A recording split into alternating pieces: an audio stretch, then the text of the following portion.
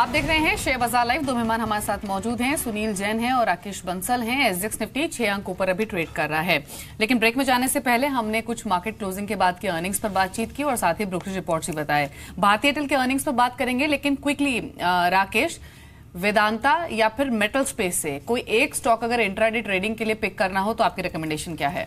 दीपाली, अगर एक stock pick करना हो तो डेफिनेटली वेदांता की तरफ जाना चाहिए। स्टॉक में जिस तरीके से टेक्निकल रुझान है, 272 एक अच्छा बेस है, वहां का स्टॉप लॉस होना चाहिए। दीपाली, जिस तरीके से यहाँ पे टेक्निकल रुझान है, 289 से लेकर 295 के लेवल्स यहाँ पे देखने को मिल सकते हैं। एंड दूसरा दीपाली, अगर इंट्राडे के नजरिए से कुछ और बाय करना हो तो मेरे को लगता है आइडिया पे नजर रखनी चाहिए। आइडिया ने एक मेजर नेकलाइन को तोड़ा है, 95 रुपीज की एक मेजर नेकलाइन को तोड़ा है और यहाँ पर 102, 103 के इंट्राडे लक्ष्य देखने को मिल सकते हैं। जी, तो राकेश तो आइडिया बाय करने की सलाह दे रहे हैं डिम्पल, लेकिन भारतीय एयरटेल भी शायद बाय किया जा सकता है आज, क्योंकि असल में ना ये इंडिकेट कर रहे हैं पिछले 24 घंटे के अंदर भारतीय एयरटेल पे न्यूज फ्लो काफी आ गया है। पहले तो सुनील भारती मित्तल को एक बार आप सुनिए, उसके बाद फिर आपको नंबर्स बताएंगे और अगले 24 घंटे के अंदर क्या हो सकता है भारतीय एयरटेल पे ये हम जानेंगे। पहले जरा सुनील भारती मित्तल को सुनिए आप। Some shareholders have raised concern on the feature phone of the Jio. How it is going to impact the revenue of the Bharti Airtel? ये तो आप उनसे पूछिए यार, मेरे से But is it going to impact the Bharti Airtel revenues? यार साल होने को आ गया ना, एक साल बाद फिर बात कर लेंगे। ये बाइट हमने आपको कल भी बताई थी। यही असल में सार है कि जियो आ गया, एक साल हो गया, अब आगे क्या होता है ये देखना होगा। जियो की बात अलग है, रिलायंस के नंबर्स के साथ क्लब होके आएगा, लेकिन हम देख रहे हैं भारतीय एयरटेल के नंबर जो कल आए, प्राइमा फेस साल दर साल देखेंगे तो नंबर्स में आपको दिक्कत दिखेगी, लेकिन क्वार्टर ऑन क्वार्टर बेसिस पर देखेंगे तो नंबर्स आपको बेहतर दिखेंगे। हालांकि इंडियन ऑपरेशंस में थोड़ी सी उनको दिक्कत है। इनकी कल जो कमेंट्री आई थी उसमें भी ये बोला गया कि जो नए एंट्रेंट है उससे थोड़ा प्राइस वॉर हो गया है, रेवेन्यू वॉर सा शुरू हो गया है। सुनील, सारी कैलकुलेशन नंबर्स पे जो सुनील भारती मित्तल ने बात रखी, रिलायंस जियो की अब तक सक्सेस स्टोरी, ये भारतीय एयरटेल को कहां लेके जा रही है? ये यहीं रोकेगी, चलाएगी या फिर तोड़ देगी?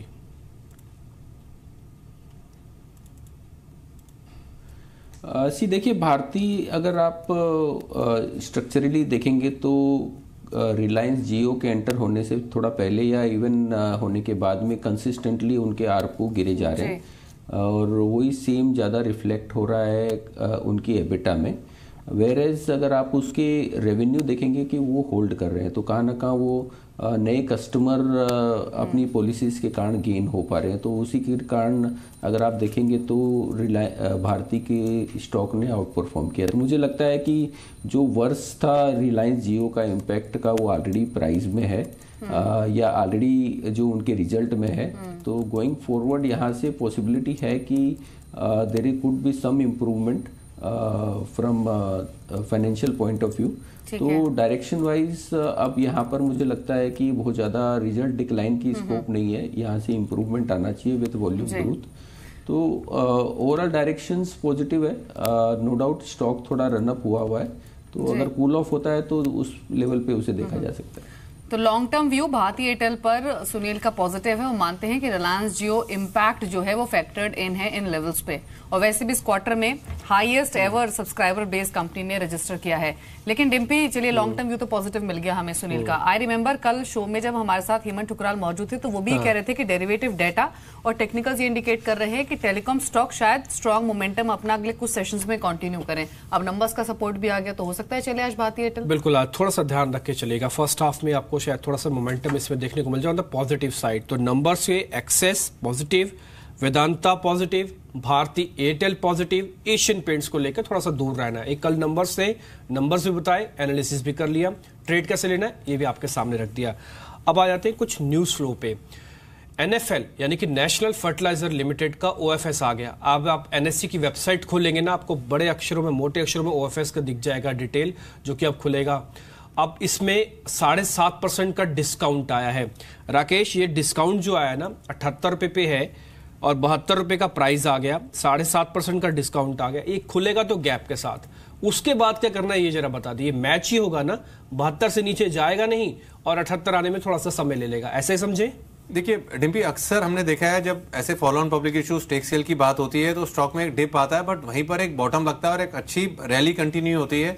और जिस तरीके से यहाँ पर स्टॉक का टेक्निकल स्ट्रक्चर अगर आप देखें तो 69 से लेकर 72 रुपए एक अच्छा बेस है। ये सर नीचे की तरफ मुझे लगता नहीं है टूटेंगे। गैप डाउन ओपनिंग 72 रुपए के आसपास के अगर प्राइस मिलते हैं तो लीवरेज ट्रेड उठाना चाहिए, हैवीली इसमें ट्रेडिंग पोजीशंस को बिल्ड करना चाहिए। ठीक है राकेश, एक चीज और बताइए, आप हाई डेट कंपनीज को क्योंकि काफी क्लोजली वॉच करते हैं, ये जो स्टील स्पेस से जुड़ी छोटी कंपनियां हैं, कोई है क्या आपके रडार पर? क्योंकि आज खबर बहुत इंपॉर्टेंट है। खबर शायद आपको मालूम भी हो कि टाटा स्टील उन फर्म्स के एक्विजिशन के बारे में विचार कर रही है जो कि आरबीआई के एनपीए अकाउंट के लिस्ट में शामिल हैं, क्योंकि टाटा स्टील का मानना यह है कि इनऑर्गेनिक ग्रोथ के लिए ये एक्विजिशंस बेनिफिशियरी हो सकते हैं और अच्छे दाम पर ये मिल सकती हैं। अभी आप काफी दिनों से जेपी एसोसिएट्स को ट्रैक भी कर रहे हैं, तो ये जो छोटी स्टील कंपनीज हैं शायद अच्छा स्पर्ट दिखाएं आज के सेशन में, लेकिन आपके रडार पर है क्या कोई? देखिए दीपाली, इन छोटी स्टील कंपनीज में एक कंपनी मेरे रडार पर है, वो है भूषण स्टील। और इसका एकमात्र कारण अगर आप देखें तो जिस तरीके से रिपोर्ट्स भी आई थी कि जो टोटल जो नेटवर्थ है वो इरोड हो चुकी है, बट उसके बाद भी स्टॉक जो है निचले स्तरों पर उसके अंदर बाइंग देखने को मिलती है। अगर हाई डेट कंपनीज में, स्टील कंपनीज में अगर इस न्यूज के चलते कहीं दाव लगाना हो तो मेरा ऐसा मानना है ट्रेडिंग के नजरिए से भूषण स्टील को देखा जा सकता है, जहां नीचे में 60-61 रुपए एक अच्छा बेस है और यहाँ पर 72-73 तक की एक rally, comfortable rally short term में देखने को मिल सकती है। जी, लेकिन इतना जरूरी है डिम्पी की जितनी भी तमाम हाई डेट कंपनीज है इन पर अब सुपर कॉशियस होने की जरूरत है। राकेश झुनझुनवाला का नाम जेपी एसोसिएट्स के साथ जुड़ना, इन छोटी स्टील फर्म्स में अब टाटा स्टील का इंटरेस्ट होगा क्या कि ये स्पेसिफिक पॉकेट्स के अलावा जो दूसरी कंपनियां भी है ना हाई डेट कंपनीज, वहां भी बाइंग इंटरेस्ट आ जाएगा? सरकार यही तो चाहती थी, सरकार चाहती भी यही है। आपको आप पूरा हिडन देखेंगे ना इसका पीछे की स्टोरी, गवर्नमेंट चाहती थी कि इनको इस तरह से रखा जाए ताकि कोई बड़े प्लेयर आ जाए या फिर बैंक खुद इनको स्टिक, अच्छा बेचेगी किसको? ऐसे ही बेचेगी ना टाटा स्टील को, राकेश झुनझुनवाला का हिस्सा आ जाएगा। तो ये अच्छी चीज है, ये जो हो रहा है भले स्लो हो रहा है, सेकेंडरी वे से हो रहा है, लेकिन हो रहा है, ये अच्छी चीज दिख रही है। अब एक जरा सुजलोन पे भी आ जाते हैं। इसी तरह का एक छोटा है, ट्रेडर्स का फैंसी है, इसमें भी एक ऑर्डर की खबर आ गई है। 50 मेगावाट का एक ऑर्डर आया है इनके पास सऊदी अरब की कंपनी का। राकेश जरा जल्दी से आप चार्ट देखिए, सुजलोन भी आपको ठीक लग रहा है क्या?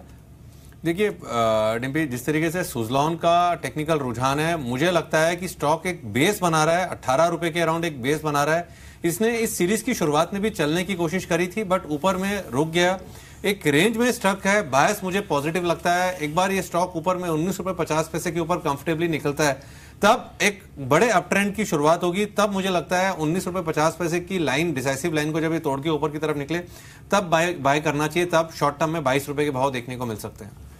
ठीक है, तो यहाँ पे राकेश ने अपनी रिकमेंडेशन रख दी है, लेकिन सिर्फ अभी 24 घंटे रह गए हैं, डेरिवेटिव एक्सपायरी की तरफ हम बढ़ रहे हैं। लेकिन इस एक्सपायरी के अंदर ही हमने 10,000 का लेवल भी देखा। इस एक्सपायरी की तरफ हमारे पास एक बड़ा सवाल है, अब क्या होगा?